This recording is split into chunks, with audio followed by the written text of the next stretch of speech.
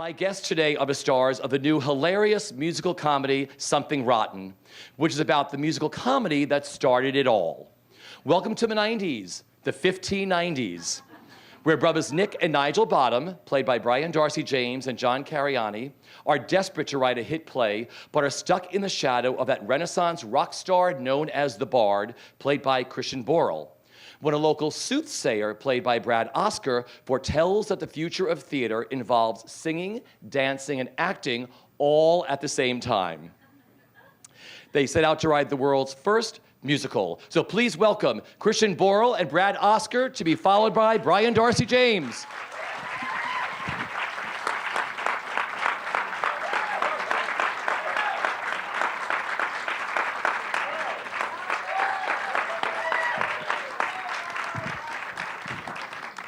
Hello.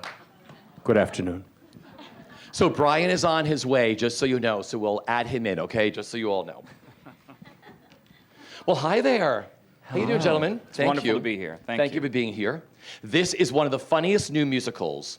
What are you each enjoying the most about bringing Something Rotten to Broadway?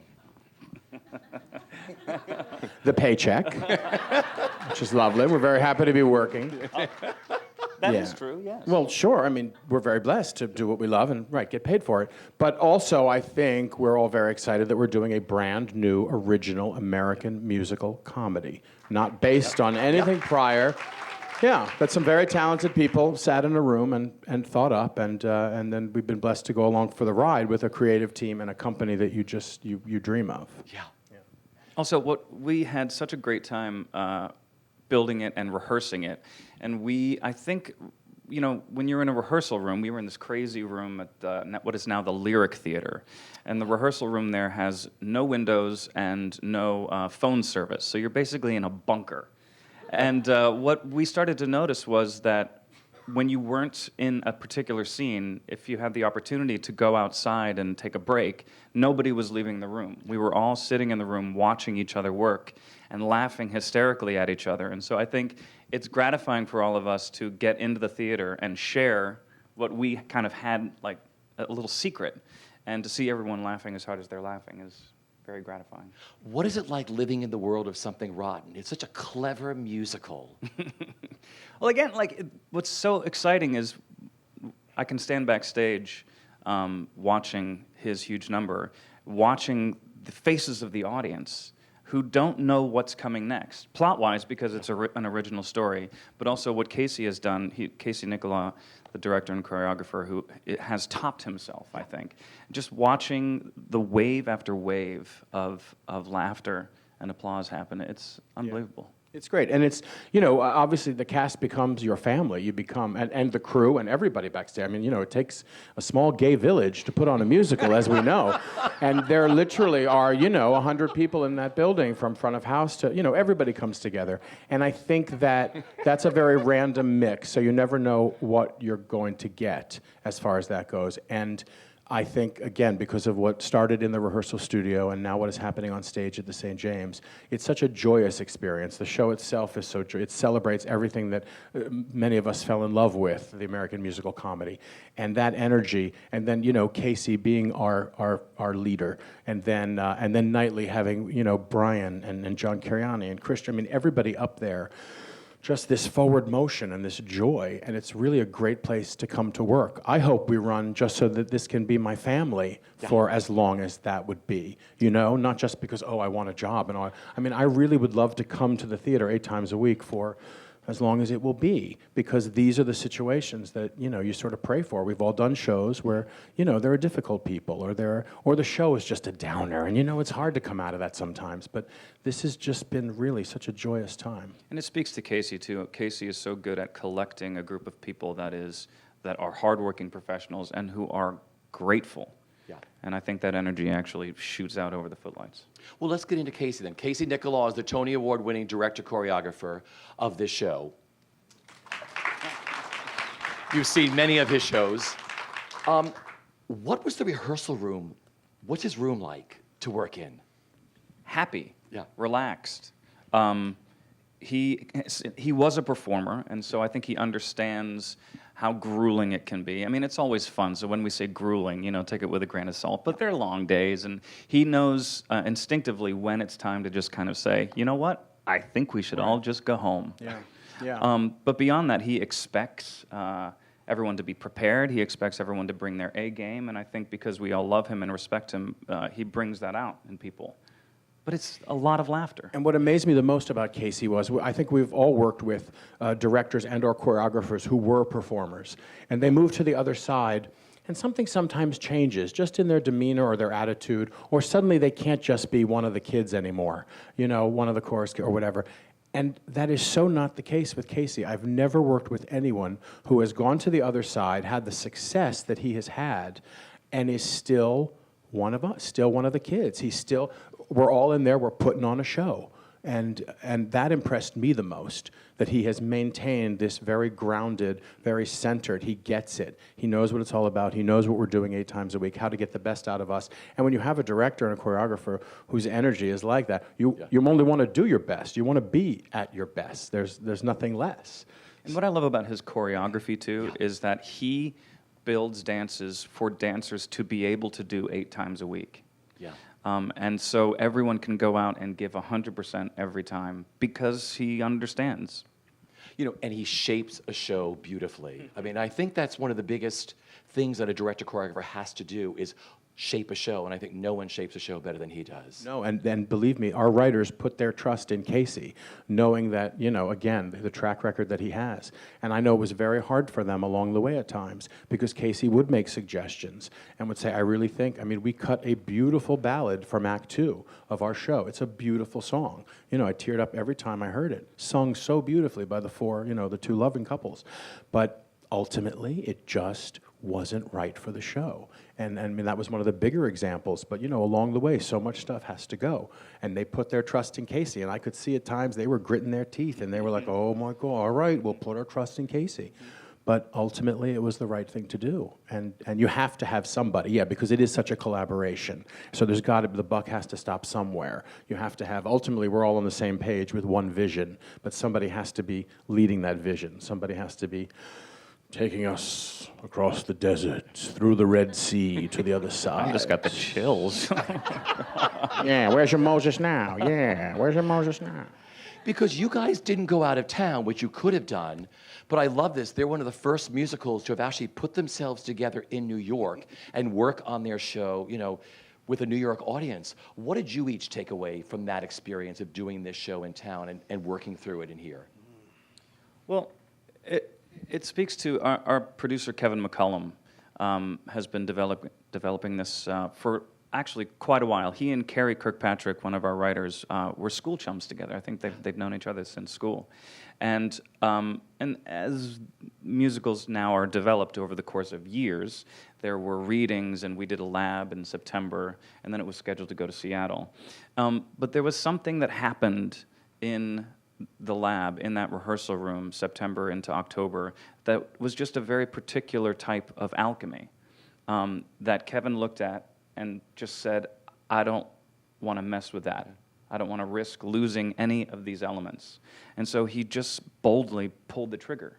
And so there is an element of, hope this goes well in front of New York audiences. But the lab gave us all, I think, a great boost of confidence, because we all felt like we were in the right slots. We were all feeling okay. Yeah. But it was a risk. You take a chance. There's nothing worse than previewing in the fishbowl of New York City. Especially these days when everybody is right online after the show, writing what they thought, And it doesn't. If you're in Chicago, they can write the same things online and read the same thing. But nonetheless, we know plenty of shows that have not had an out-of-town tryout, have done the work here in the city, and if word of mouth starts off bad and people start talking, it can be a very tough climb to get back on the other side. I think we were very lucky. The show was playing well. when we got it in front of audiences early in previews, and we were able to work under the microscope, but with something that still ultimately was working, even though we did do a lot of work on Act Two, and we were in there rehearsing every day in previews. I mean, it was exhausting. It was stuff you usually would do out of town, and I'm a big proponent of out-of-town tryouts, especially for a musical, because you don't know how this show is going to breathe until you get it in front of an audience. And you take a risk, again, when that audience is a New York audience right away, and not Seattle, where we were going to go.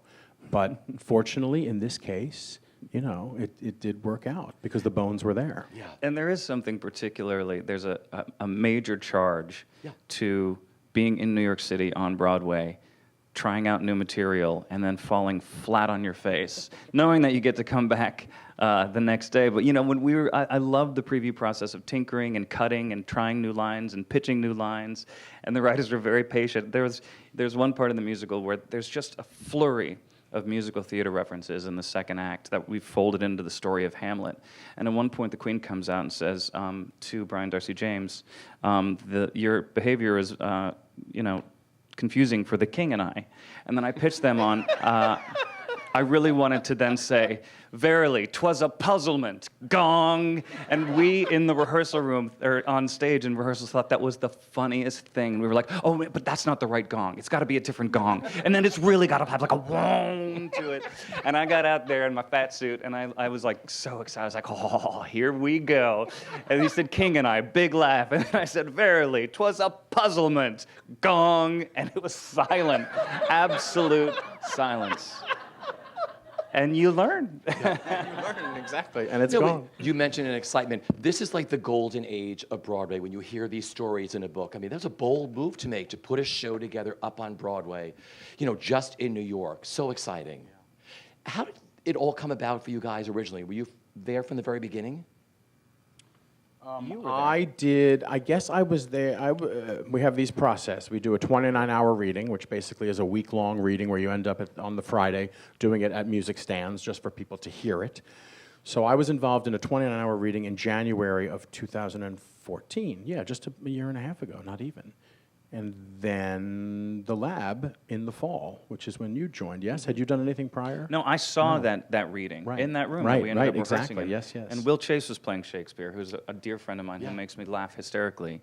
And I just remember watching it. I laughed the whole time, and then I stole all his good stuff.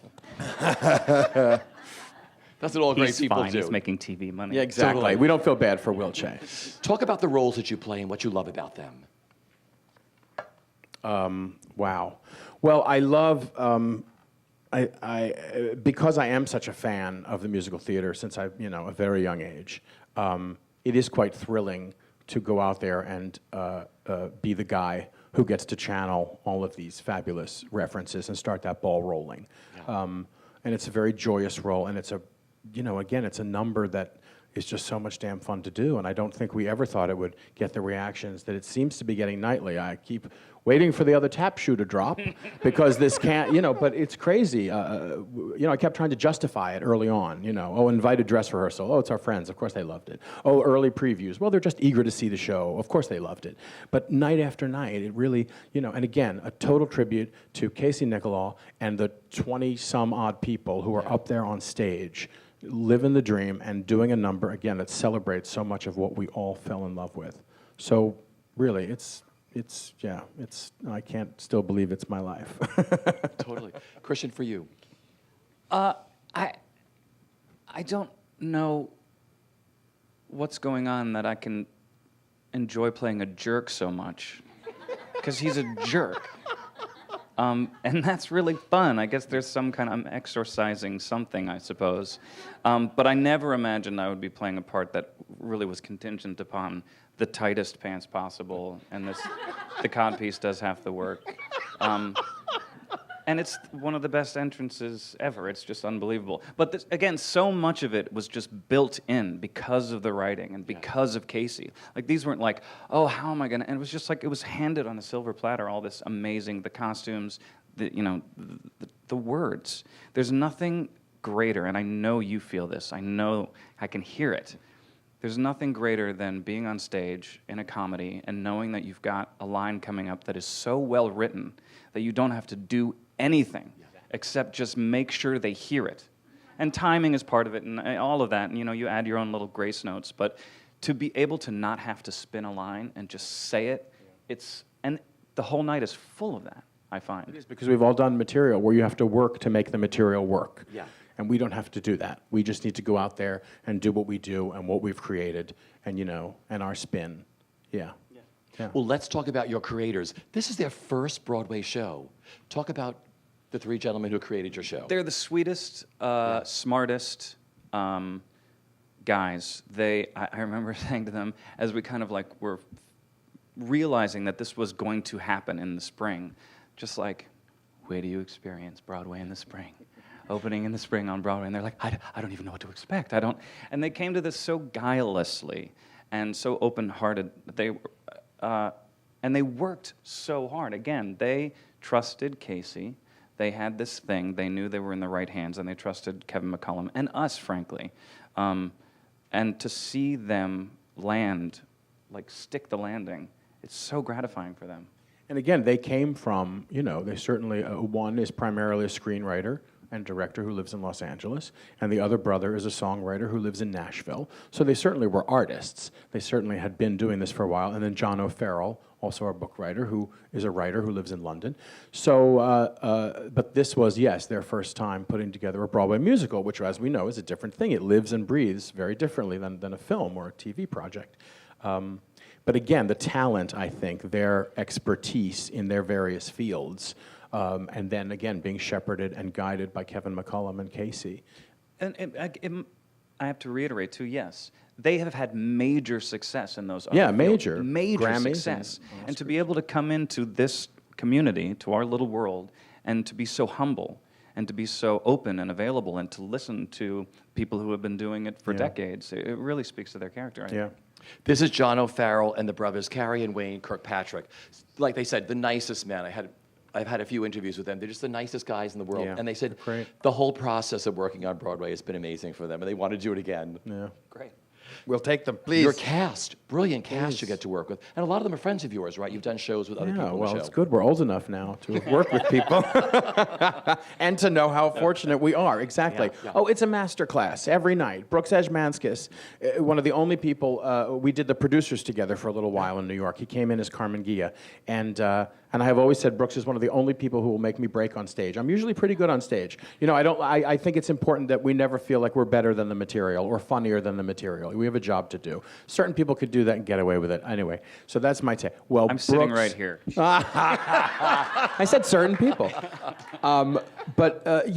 Brooks is just brilliant. Can take a moment that, hasn't existed and turn it into something that gets a huge audience response. Yeah. It's amazing. So yes, again, everybody up there.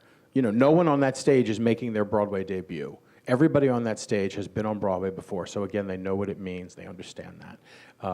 But yeah, much less to get to. And Jerry Vicky and Peter Bartlett. And our girls, everybody. It's pretty thrilling. It was fascinating getting in front of audiences and figuring out, oh my. Oh, here he comes, Brian Darcy James. In a summer suit. Brian Dorsey James. That must be Thomas Pink. Wow. Or they gave it to you from Scoundrels, right? Hi, how are you? God. Hello. I was in the neighborhood. Take it away, Brian. Thought he dropped by. How are you, buddy? Sorry to be late. How was brunch? Delicious. We began talking about this wonderful hit show you're all in.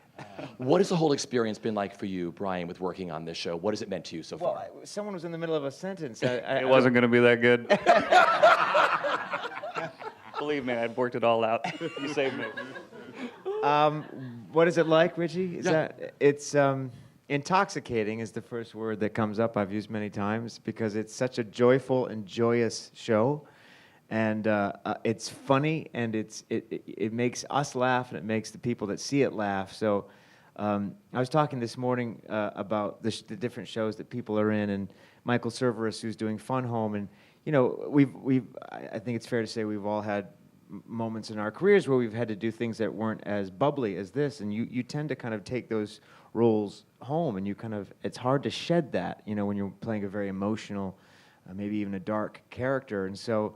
there's something extraordinary about getting done with the show and just feeling like you have nowhere to go but this. You're just going to keep going like that after the show. That's how I feel. So it really is energizing, and it makes me happy. Yeah.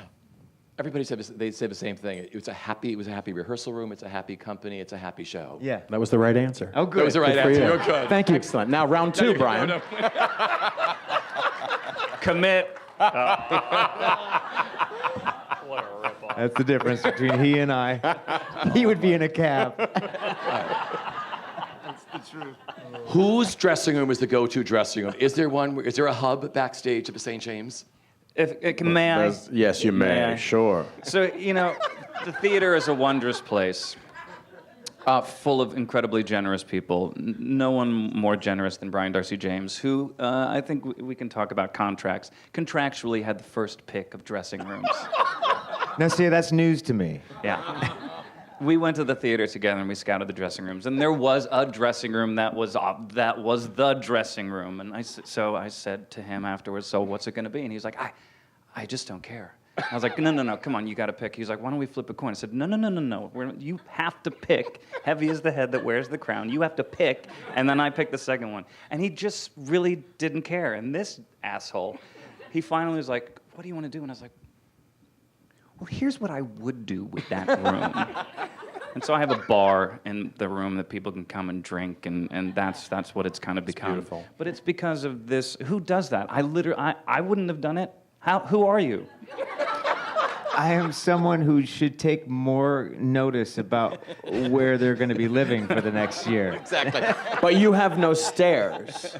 Brian is That's right true. off the stage deck, so true. that's your trade-off, I guess. Yes, You have it no is. stairs. It is very true. You have Grand Central Station outside your dressing room door, but you have no stairs to climb. So you have a bar, but you don't have stairs, right? Me? Do I have a bar? No, you have Or the bar. Brad? Who's Christian bar? has the bar. think We we have a all bar have- upstairs everybody as has well. a bar. Trust Bar me. in every Turn it room. out. We're professionals, people. Yes. For God's sake. We all have bars, please. And some of us have ice makers. I'm not kidding. You need ice. We need ice. Brian, working with Casey, we started talking about Casey Nicola. What was it like working with him in the rehearsal room, and what makes him such a great director? I'm sure I'll be repeating what these guys said as well. He leads with joy. He's just a joyful person. And so immediately he gets the best out of everyone because you're in a place, I'll speak for myself, you walk into the room feeling like what is going to happen is going to be not only acceptable but also great. And if it's not great, it will be steered and guided towards something else with great passion and interest in finding the right thing. And it's never anything but wide-eyed but I don't want to. It's easy to kind of equate that with kind of like hey, well, whatever happens is cool. It's not the case at all. Casey is he's got a very firm grip on what he wants to execute and how he wants to get things done. But the trick is that he's just doing it with such kind of a tornado of joy that you leave feeling like, oh wow, that was a lot. We get a lot done, and usually is the right thing. And if it's not, you go to the next point of saying, okay, well, let's readdress this. And that's not to say that we didn't have moments where there was lots to address and to kind of chip away at. But it's always easier and nicer when the person who is leading you is just as curious and excited to be there as you are. Yeah.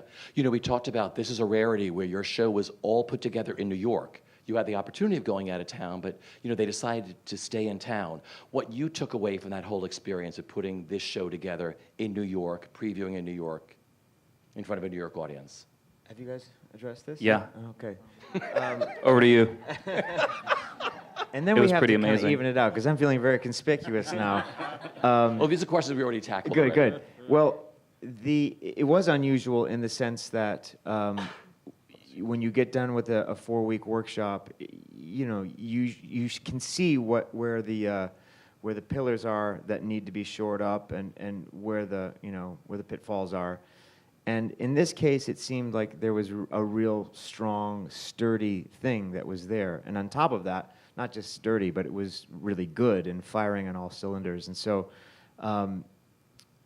you know, it really then becomes the question of what the producer wants to do. And in this case, Kevin McCullum, I think, took a big chance by saying, I believe in this now, and for whatever reason that motivated him to want to do it, he said, let's try to do it now. And lo and behold, he was able to kind of pull off the miraculous thing of having something that was viable and electric and good, but then also being able to jump the hurdle and put it in a place where people could see it, which you probably already addressed is no small feat because of the kind of geographical requirements and you know, like planes landing in an airport. There's a lot of people who want to get into a Broadway house. So all of those things kind of click, click, click fell into place, and all of a sudden we were on Broadway. Yeah. Which never really happens that way.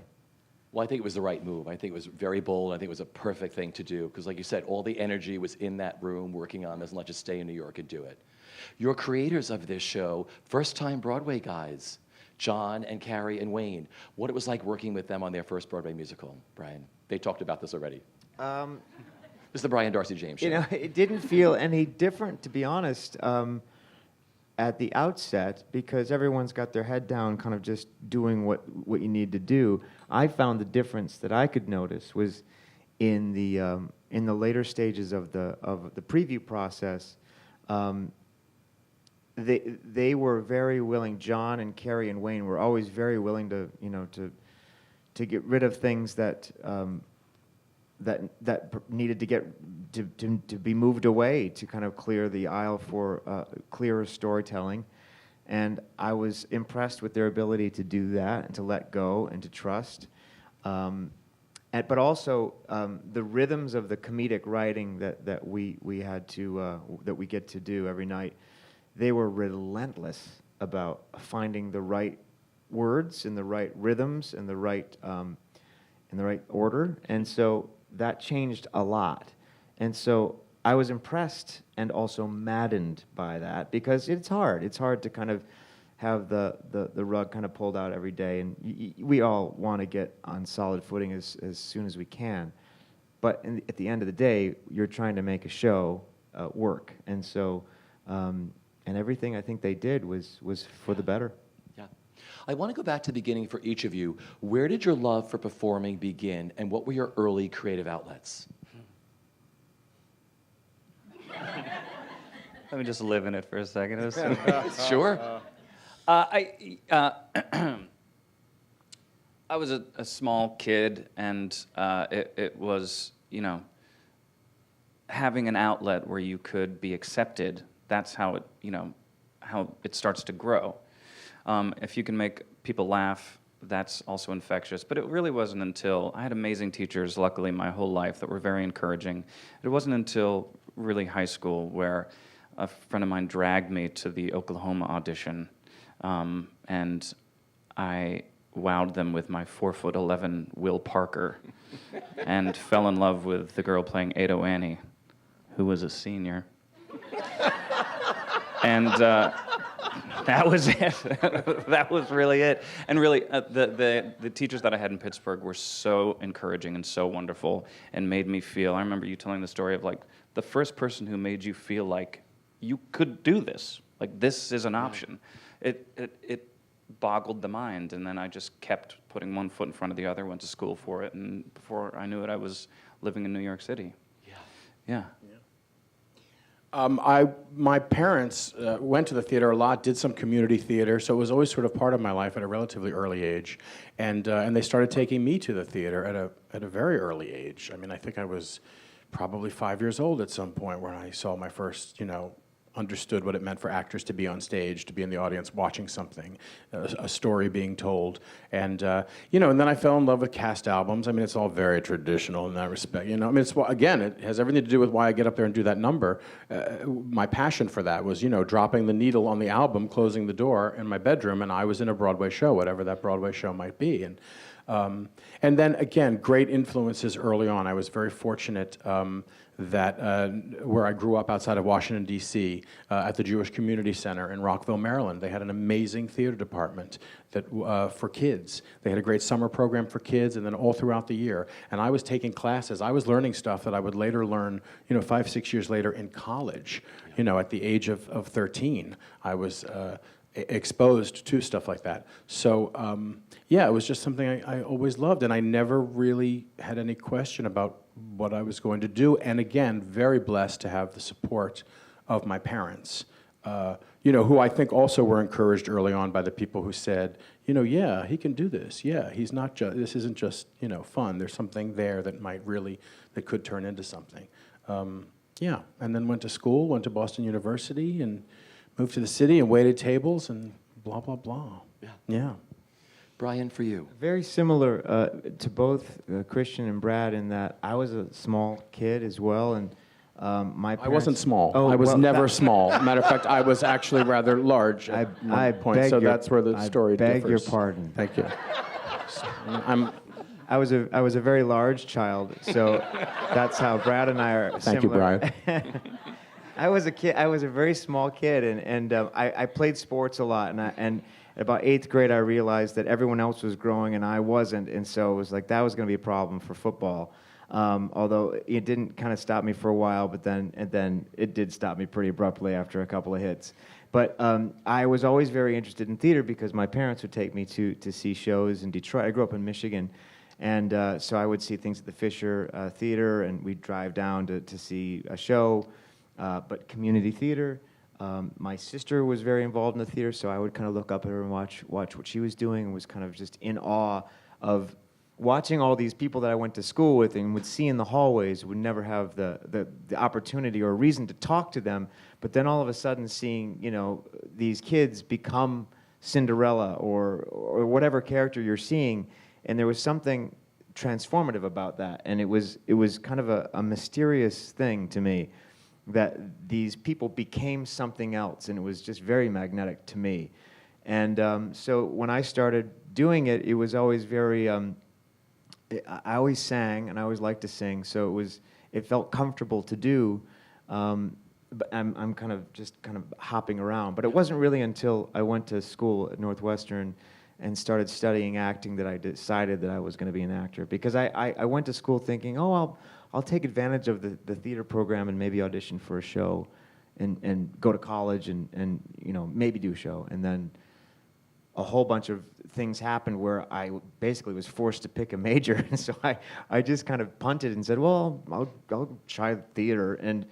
And once I started learning about it, like really studying it, and thought, it's not just dumb luck what happens on stage. People actually have craft and technique, and it seemed to be an endless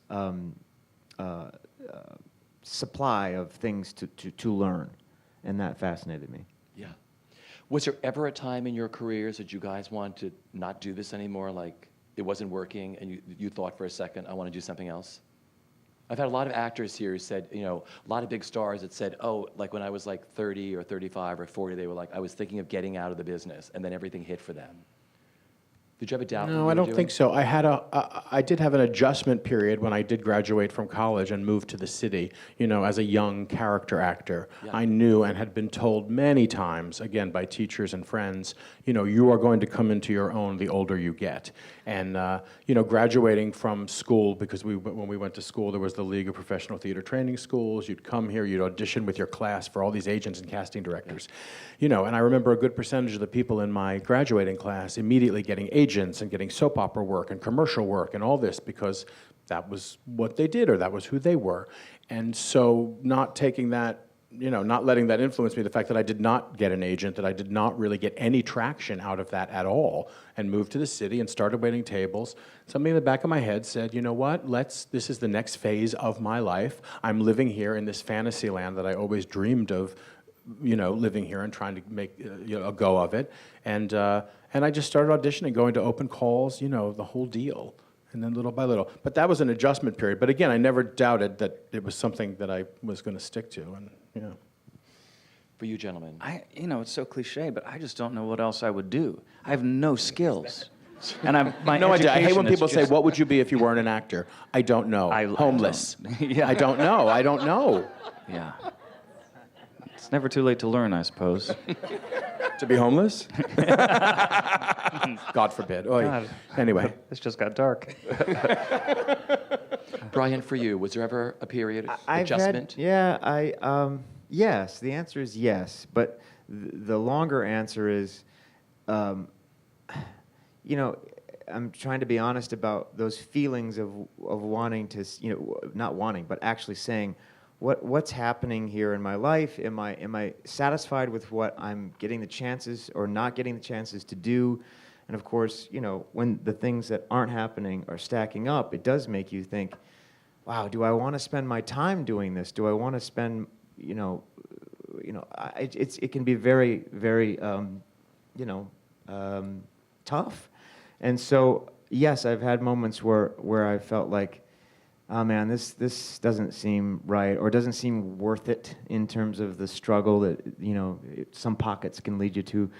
But again, getting to that point, then you either have to make a decision to say, all right, well, let's hang it up and do something else and actually go do something else. Or maybe I'll stick with it for, whatever, a few more months or whatever, a year, whatever it is.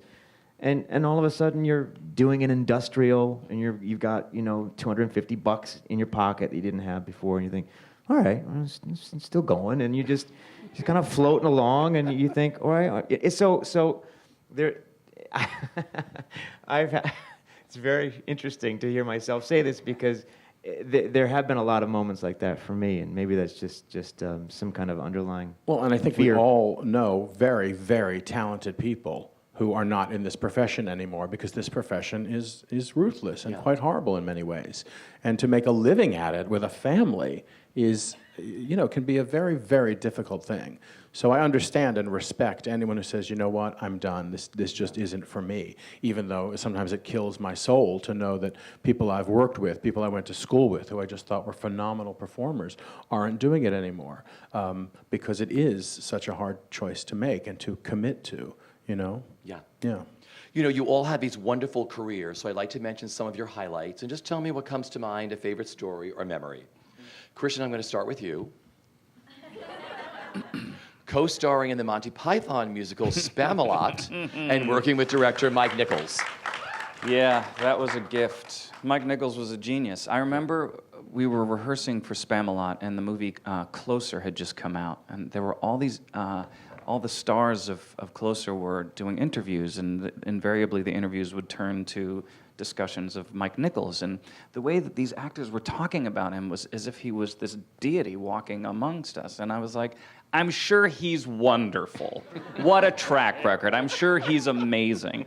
And at the end of my Spamalot experience, he is, and he was, a god among us. The way he understood in his bones comedy, but not just comedy, storytelling, and the way he directed actors. I know Casey feels the same way. We just couldn't believe that we got to be in the room with him. And I think about him all the time. Also, learning comedy from being in a scene with Hank Azaria and David Hyde Pierce, the Bring Out Your Dead scene, was the first time that I realized in comedy that you don't have to drive ever forward. They were so confident and relaxed that they would say a punchline, the audience would laugh themselves out, and then the next guy would say a punchline, and the audience would laugh themselves out. And then I would come in with my line, because we're supposed to be driving forward, and the audience wouldn't really hear it because they were still laughing at the last thing, and then I'd be like, oh, okay, I blew that one. So then they didn't laugh at me. And then Hank would say something, and they'd laugh hysterically. So I finally, over the course of months, was like, oh, I just need to slow down, actually.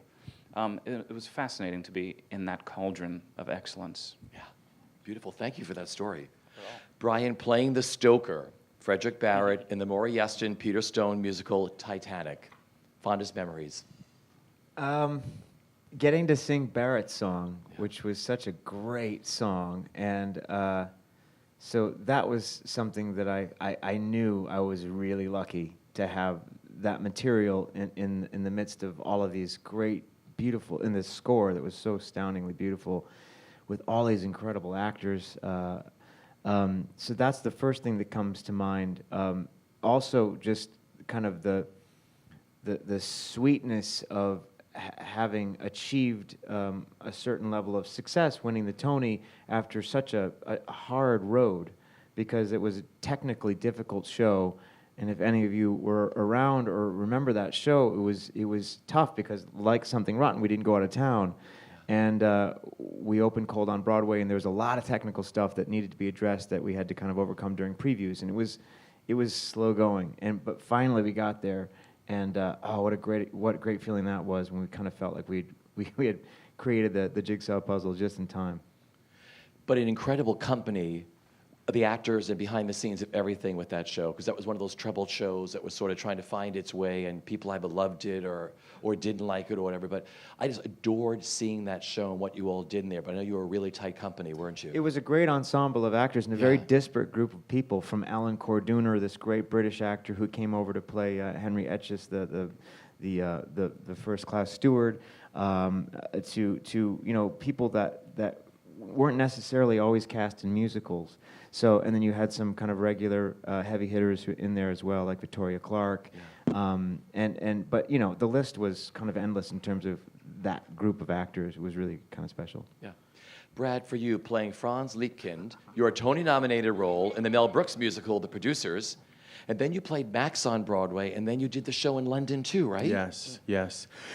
Oh, it was the gift that kept on giving. I mean, again, that whole experience was crazy for me. I did not start out as Franz. I mean, I was originally cast as a swing, which is an actor who stands by for any number of roles, like an understudy, only you're not on stage at all. You're only on stage if someone else is on. So anyway, it was a crazy ride, and we were out of town, and I ended up having to go on for Franz, and then I ended up assuming the role of Franz before we came back to New York to open. And so it was one thing after another, but again, to be in the room on that first day of rehearsal, with Mel Brooks and Susan Stroman and Nathan Lane and Matthew Broderick and blah, blah, blah, an entire company. Again, it was everything, that I had ever dreamed of, and I kept pinching myself along the way. But then the experience, and, I just tried to stay in the moment because it was so heady, as this experience has been in a way for us too, because it's all happened so quickly and it's so intense. And things were asked of me that if I stopped to think about it, I could, do a number on myself.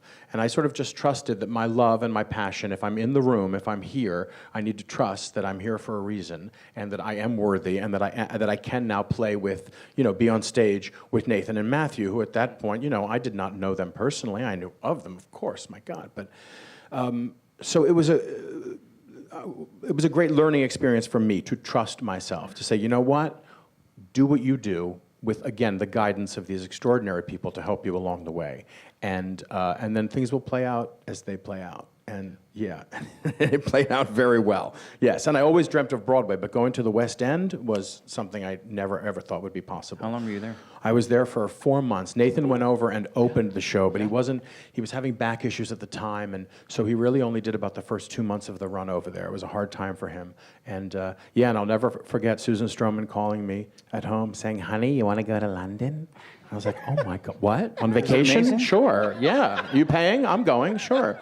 And then I went over there for 4 months, and to live in that city was extraordinary, and and be treated well because I was starring in the show. So as far as all that goes, and being put up in a lovely flat and playing Theodore Drury Lane and all the history of it all, it was crazy.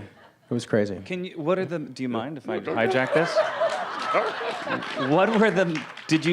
What are the major differences, like just in terms of like our rituals and like Broadway compared to West End? Sort of very similar. I find that there's much more of a division between the legitimate theater and musicals over there. They do look at musicals in a slightly different way than we do. It's not nearly as ingrained in their culture. And when they do American musicals, it has an even different slant in a way. Mind you, that being said, the audiences were terrific and just as responsive as they were here in the States. But the flip side of that is that that country has such a respect for live theater. It is such a part of their tradition. I only wish that we could have half that in this country, that we could have the respect for what that means and how truly educational it is and how truly important it is, I think, to tell stories in that way. Because now we live, and most of the stories we see are either right here on our phone or on the television, and so that is something that so impressed me over there, is that it really is, it's such a religious experience for them in that way. Christian, for you, taking on the role of Prior Walter in the Tony Kushner masterpiece, Angels in America. Fondest memories of that for you? That was a big one for you. That was a game changer, wasn't it? I have such, it was an enormous privilege, obviously. I will just say, we are fundamentally, I think, in our quiet moments, pretty insecure beings. We have moments of where we have to put on confidence. And that was a really, looking back on that,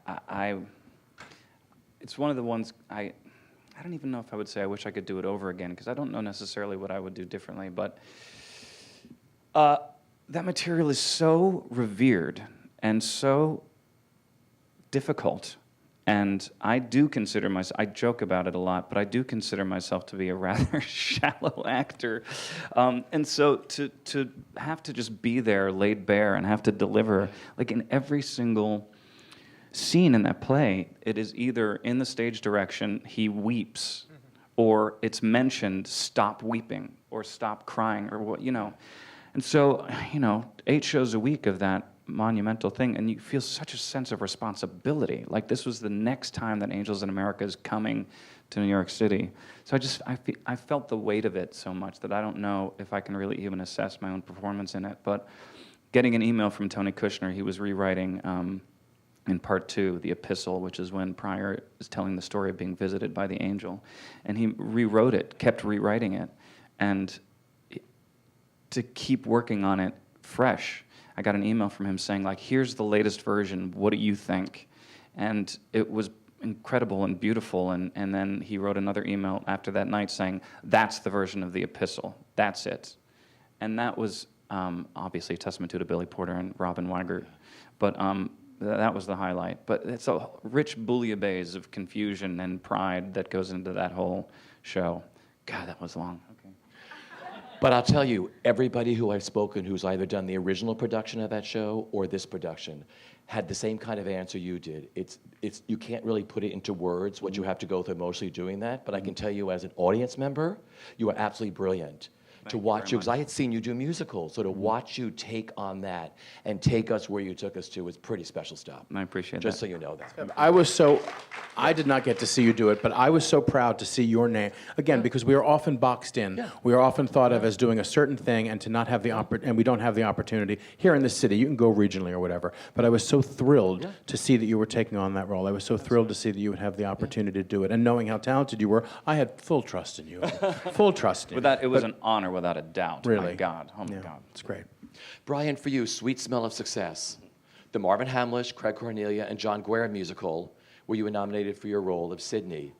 What was that time like for you and taking on that role and working with Marvin and everyone? Yeah. So sad that Marvin's not here anymore. It doesn't seem possible.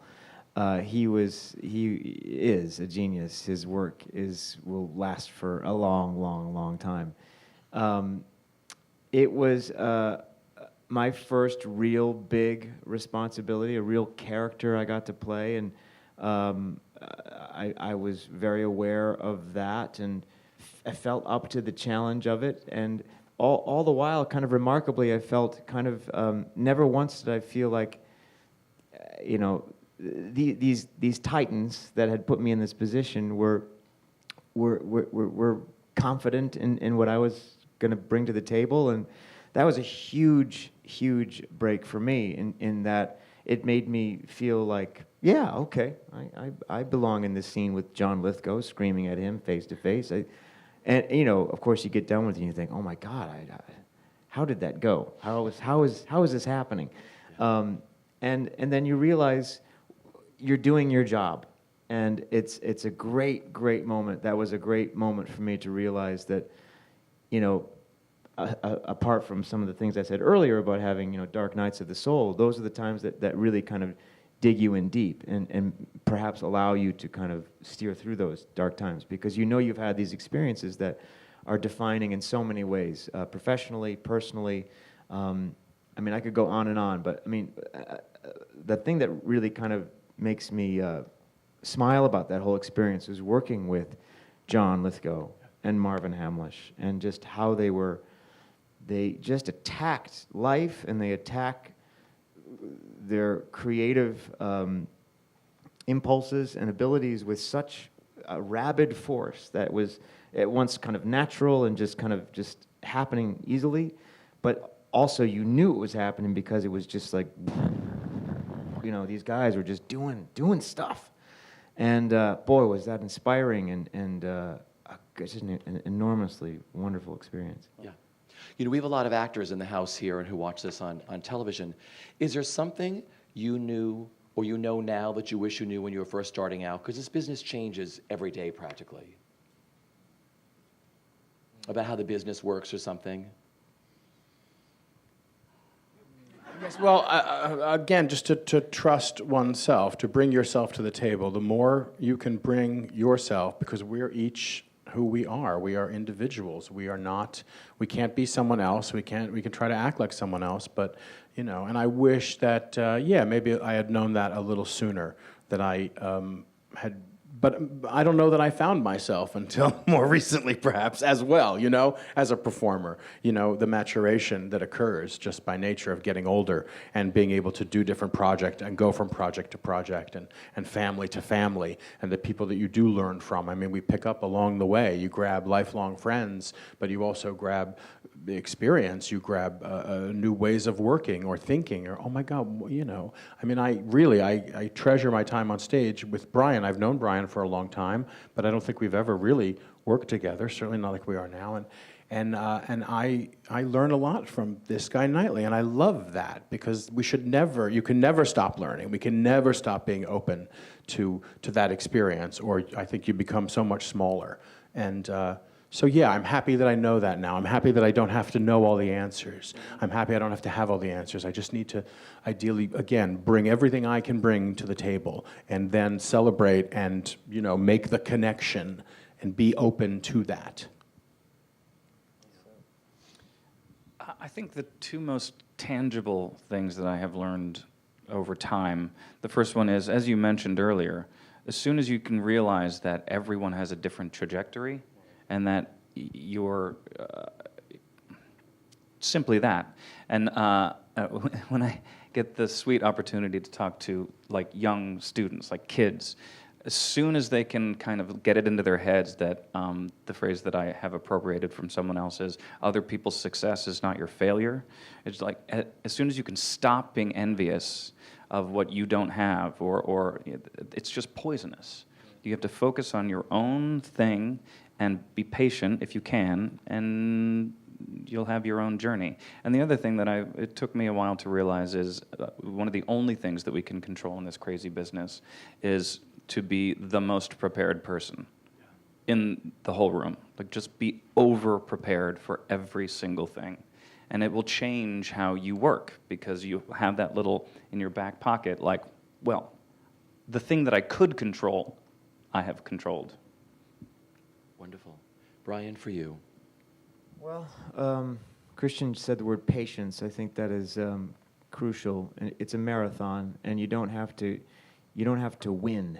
You don't have to win with the job that you got, and because that is not going to happen. If you think that this is the thing that is going to make it somehow, just make it. It's not. Then you're kind of not focusing on what it is that you're doing, which is the actual work. So it takes many, many at-bats to have a decent batting average. And another thing I'll say is, I guess I would encourage people to artists and myself, to be true to yourself, in that if you have instincts to try to spread your wings in another way, be fearless about that, because you're going to find something, and chances are you're probably going to find that you can do it. Whether that's if you're a dancer and everyone says, well, you're a dancer, and then you say, well, I'm a dancer, so I would never go in to play King Richard, whatever. Don't listen to that. Listen to the instinct in yourself that says, I think I can do that, and I would like to try. Because I think oftentimes we get, well, again, I'll speak for myself. I think that those instincts can sometimes be drowned out by fear. And I have found more often than not that when you kind of walk out onto the branch, that somehow miraculously doesn't break, and you're like, hey, this is great. It's pretty fun out here. Thank you for those really personal insights. That's really nice. Thank you. Back to career highlights. Brad, playing Uncle Fester in The Addams Family. Yeah.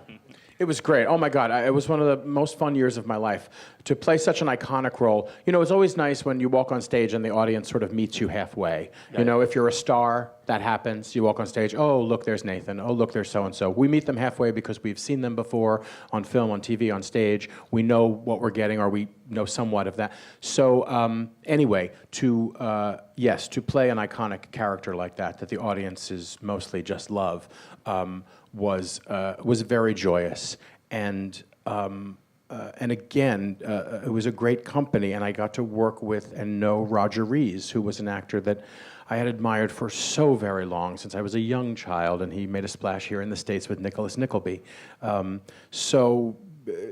Things like that, again, that really make an experience, double, triple in meaning and value in that respect. So, yeah, I had a great time. I thought it was really a very good time, yeah. And audiences loved it. And that's, again, at the end of the night, that's all you can ask for. Exactly.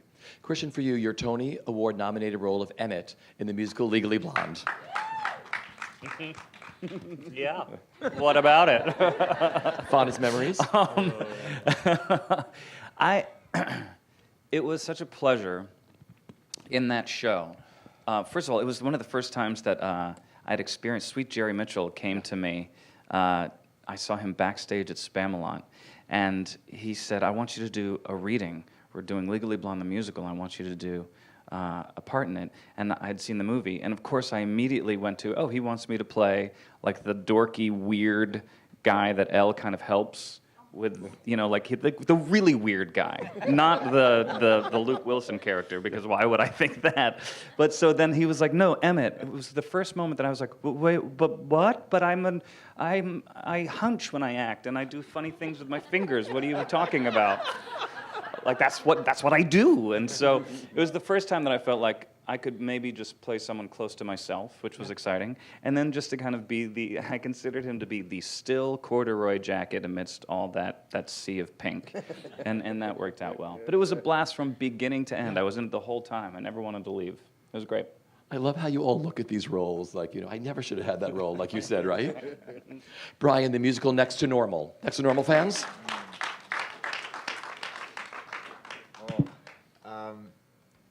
That was full. It was full on. It was such a extraordinary experience because of the material and because of what we were asked to do and led to do by Michael Greif, who did it brilliantly, and also by Tom and Brian, who wrote the score and the book. It was a very just full on because of, again, I'm thinking more, the things that come up right now are emotional, as an emotional response. And, every night there would be a moment where at the end of the show, if you know the show, if you don't, my daughter comes back. I get emotional just even saying it. She comes back after my wife has left to kind of try to find her own way in the midst of great, severe medical problems and challenges. And she has to go off and do that for herself, and I'm left with this child who's kind of grown up way too fast, and who has to look at me, and I have to tell her that she's gone. And sharing that moment with Jennifer Damiano every night was really kind of like what is it kind of like?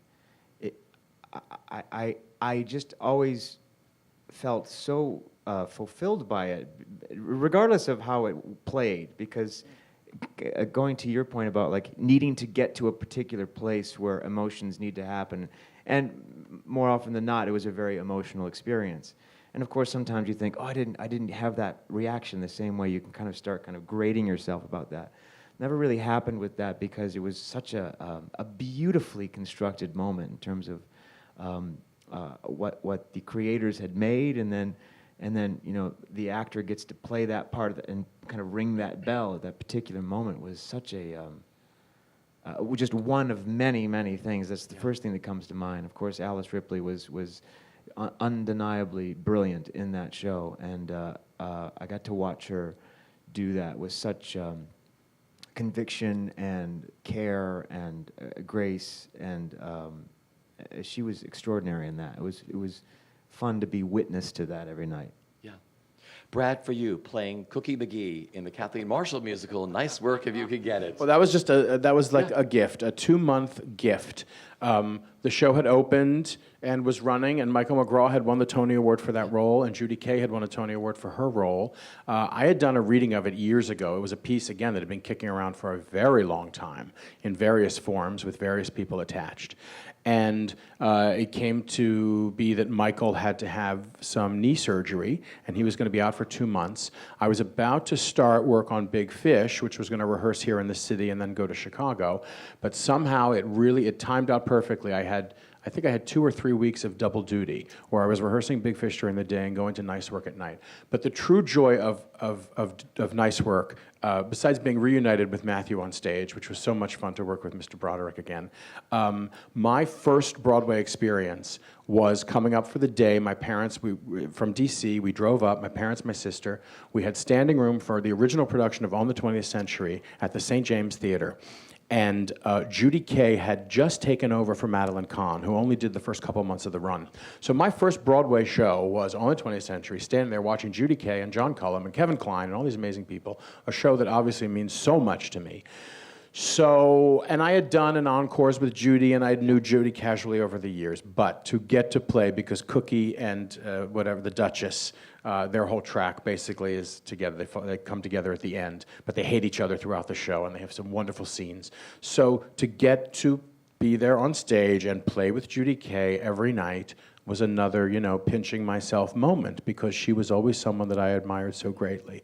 And again, that score, to hear that Gershwin score played by that beautiful orchestra every night. And it was such a traditional, classic musical in that way. So it was a wonderful, really random opportunity that I'm very grateful. It was 2 fabulous months of my life. Yeah.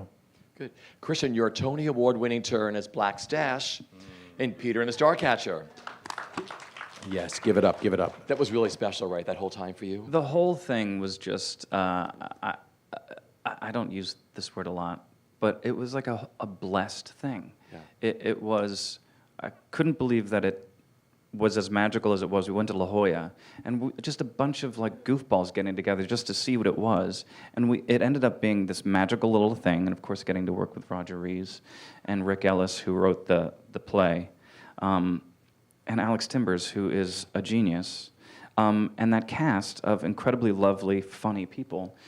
We went and did this beautiful thing in this beautiful part of the country, and then that was it. And we were like, okay, take care, everyone, see you around. And then we were going to do it downtown, and we couldn't believe we were doing it at downtown. We were like, oh, here we are, okay, see y'all later. And then all of a sudden to be doing it on Broadway, it just every step of the way, we just couldn't believe it kept happening. Yeah. And it was the time of my life. Brian, your Tony-nominated role, Shrek. Shrek the Musical. Thank you. What are your fondest memories of that? Fondest memories. Well, it was a great company of actors who were just. We did a lot. I mean, there's a lot that those actors had to do. Myself included, with the makeup and the costumes, and it was fun, but it was not without its challenges. And the point I'm trying to make is that everyone was very appreciative of what I think we all had to go through, and particularly what I had to go through. So, my first couple of nights in Seattle, I didn't know what the process was of getting out of the makeup, getting into the makeup, and it was, it became very clear what that process was going to be, which is going to be long and laborious and filled with glue, and so the company was there to they came in at the end of the show, our first preview, and they were just there and just cheering, and I'm sitting in the chair like this. What's happening? I hear someone outside, and and then in New York, they all gave me music to listen to, and it was just a great group of people, all a lot like Something Rotten in the sense that a lot of great character actors who understood funny and knew what was going on and knew how to just crank it when they had their chance to do their thing. So I loved that. I love Janine Tesori and David Lindsay of Bear. I think that they're a great team. I hope they write something else together. Yeah. And that was pretty great working with them. I just want to get into television and film work. You've all done that. For Christian and Brian, working on the television series Smash. Smash fans?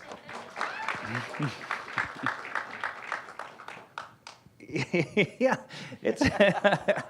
it was a very, very special thing. I mean, the TV work is fascinating. Learning, what was so encouraging about doing television was that it is as much of a family as the theater is, just in a different form. And it ends up being you bond with the crew more than with the cast. Like, we were on it for a year together, and we had, one scene together? So we were passed like ships in the night. Yeah. I also just have to say, if you ever hear someone who's working on television complain about anything, pop them across the face with your hand, because they pick you up, and then they drop you off, and then they feed you in the middle of the day, and then they feed you throughout the rest of the day, and they bring you chairs, and they give you a place to sit that's comfortable in every season. And what do you have to do? Wake up early and learn some lines? So it really is so deluxe. I can't wait to do it again. And I love that, and I love those people. It was so gratifying. It was fascinating. Obviously, I think, the elephant in the room as we were doing this, I contend that everyone who has worked in musicals has their own version of what a TV show would be about musicals.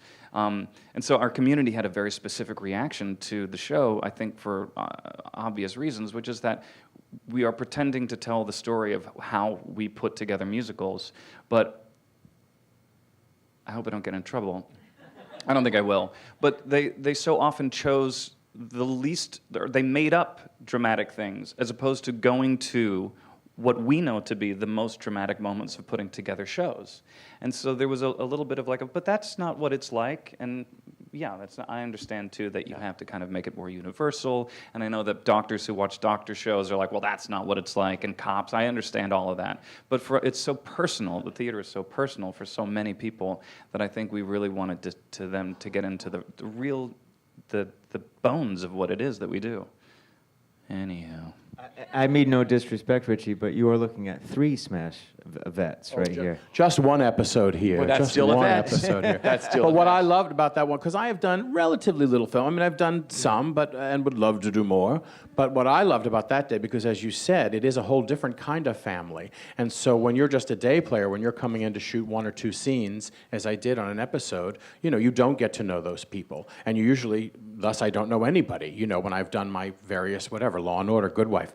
But on that day that I came, or the 2 days I was shooting Smash, I knew over half the people who I was working with, because it did embrace and pull from our community so much.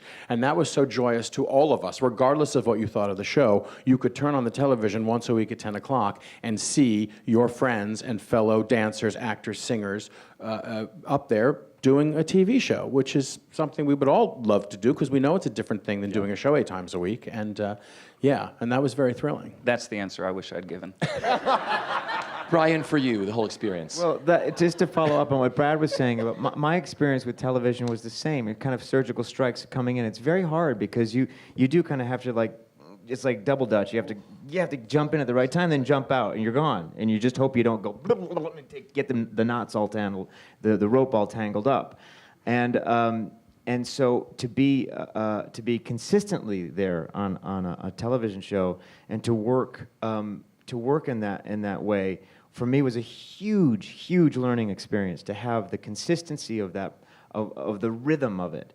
And that was something that I feel was really helpful for me, just for in terms of knowledge. And a story that I've told many times, but I think I'd love to tell it again. But I was very early on. It was during the pilot, and of course the pilot is just like, go, go, go, go. We got to get this done. Lots of money, and we don't know what this is yet, and we believe in it, but we have to do it, and we have to do it now.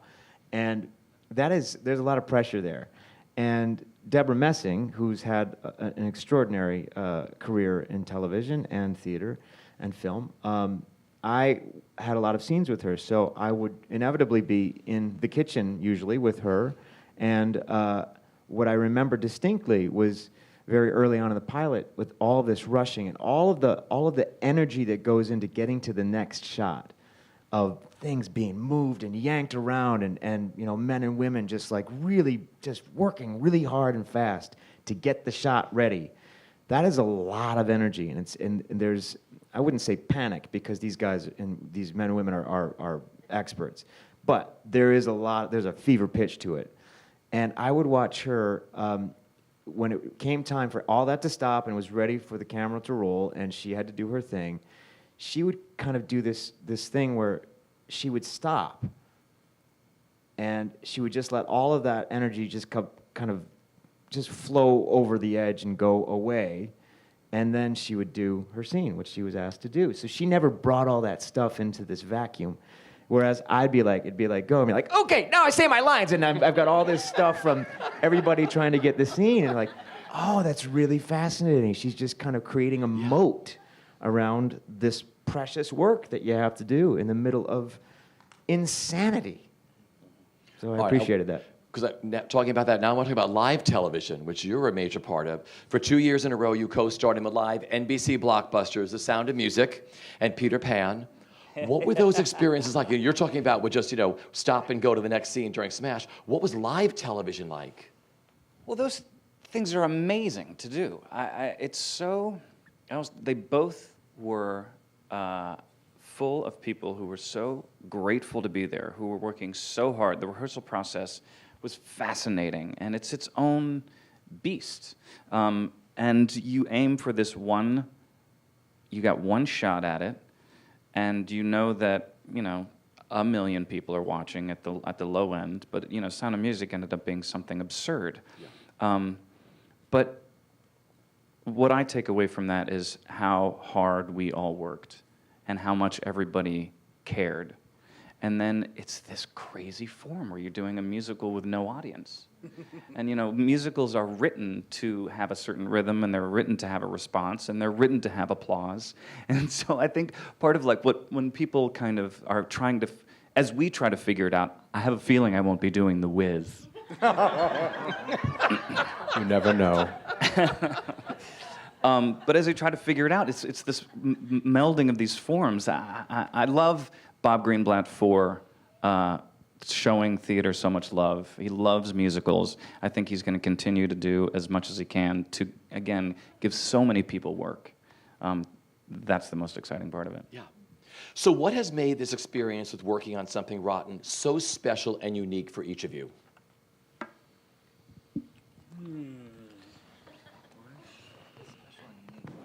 Well,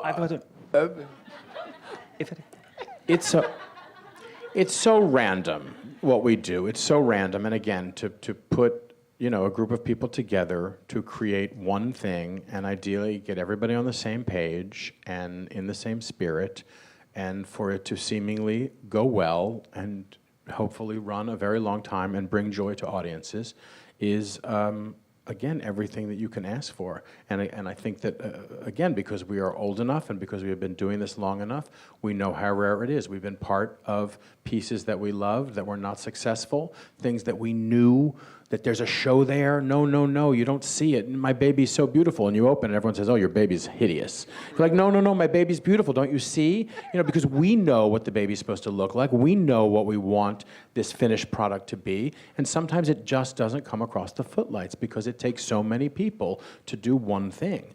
And I think in this case, we feel like we all came together and we're all out there and we're doing one thing, and it's a very joyous experience and tends to be rare more and more because it costs so much money to get these things done. So especially, you know, on Broadway. I love that it's a big fat comedy. I love it. I love that it's a comedy, and I love that it is not quiet, and it is unabashedly silly and zany and funny, and what that means to me is a couple of things. You know, the reaction of just huge waves of laughter, which is just the most incredible feeling, but also the science of it, which I find so interesting and so fascinating. I learn from Brad. I learn from Christian. I watch everybody in our show. Brooks Ashmanskas, everybody who has a chance to say a line. They know what they're doing, and it's fun to watch people kind of calibrate and figure out what's going to be the best way to do it and what's going to get the best response. And maybe not even the best response, but the correct response, because, you know, you could have, you know, 1, 2, 3, boom, big one. You know, it's a mistake to go big on the first one, whatever the case is. That is not a hard and fast rule that everybody knows. I just made that up, the boom, boom, boom rule.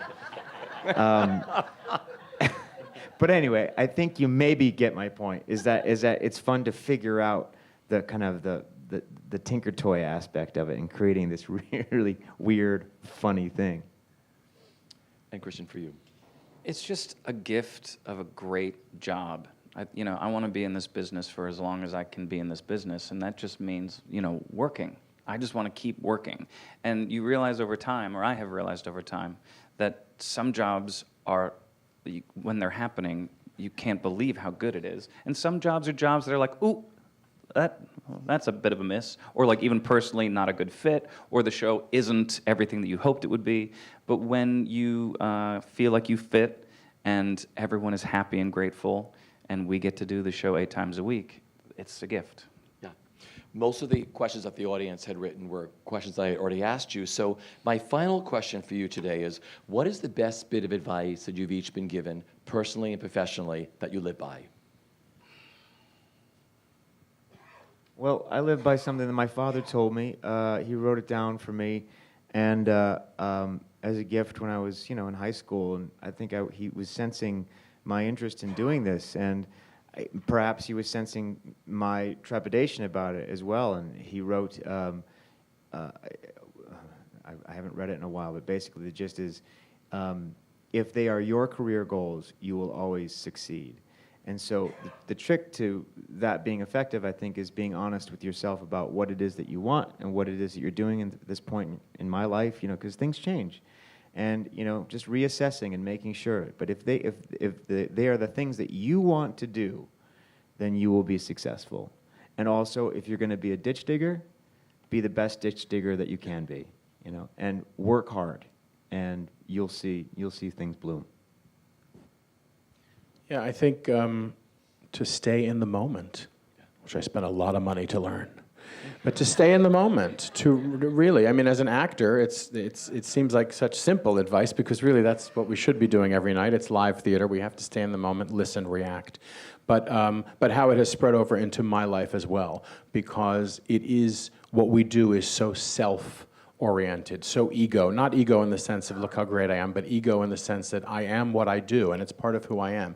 It doesn't define, it's not all that I am, but it is such a part. We bring ourselves to that stage every night, and it is a very risky, scary, wonderful thing. And so all the stuff that can get in the way of that, all the things that have happened or will happen or blah, blah, blah, blah, blah, all we have is what is right now in that respect. And it's advice that has served me well, both on stage and off.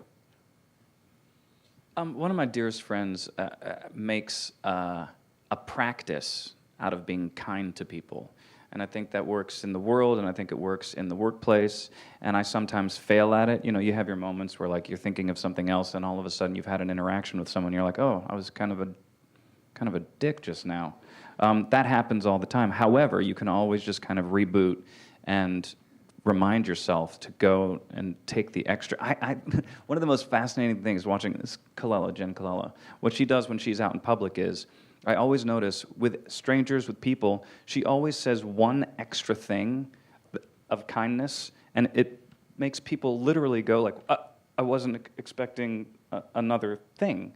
And then people get disarmed, and then they kind of think for a moment, and then they say something kind back. It's a fascinating thing to watch, and she practices that every day, and I try to, and I fail often. Well, I want to thank you three for one of the most wonderful afternoons. Thank you for spending it with us. Thank you for having us. Thank you all. Thank you for The coming. stars of Something Rotten.